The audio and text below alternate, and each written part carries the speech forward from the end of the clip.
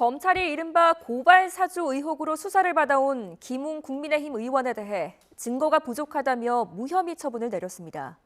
손준성 검사를 기소하며 김 의원도 범행을 함께 공모했다고 판단한 고위공직자 범죄수사처와는 다른 결론을 내린 겁니다. 손효정 기자입니다. 2년 전 총선을 앞두고 현직 검사가 당시 범여권 인사에 대한 고발을 사주했다는 이른바 고발 사주 의혹. 8달 수사 끝에 고위공직자 범죄수사처는 당시 손준성 검사가 선거에 영향을 미치기 위해 김웅 국민의힘 의원에게 고발장을 전달했다며 손 검사를 공직선거법 위반 등 혐의로 기소했습니다. 김 의원도 손 검사와 범행을 공모했다고 공소장에 적시했지만 사건 당시 민간인 신분이었던 터라 공수처 수사 대상이 아니라 검찰에 다시 판단을 맡겨야 했습니다.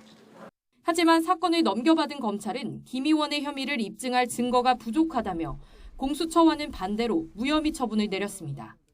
검찰은 손 검사가 텔레그램을 통해 문제의 고발장과 실명 판결문을 최초로 전송한 건 맞지만 김 의원에게 바로 전달됐는지 아니면 중간에 다른 사람이 개입됐는지는 밝혀내지 못했다고 설명했습니다. 또 관련자 진술을 종합하면 문제의 고발장이 김웅 의원을 거쳐 당시 야당인 미래통합당에 최종적으로는 전달되지 않아 실제 고발이 이뤄지지 않은 점도 고려했다고 덧붙였습니다. 사건이 발생한 2020년 4월 당시 통화 기록은 확인하지 못했지만 사건이 언론에 처음 알려진 2021년 9월까지 1년 동안은 김 의원과 손 검사의 통화 기록도 발견되지 않았다고 강조했습니다.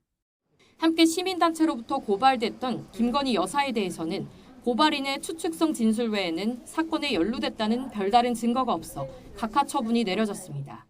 검찰 관계자는 수사 과정에서 공소심의위원회 논의 등 공수처의 수사 기록도 충분히 고려했다며 두 수사기관의 결론이 다를 수는 있다고 설명했습니다.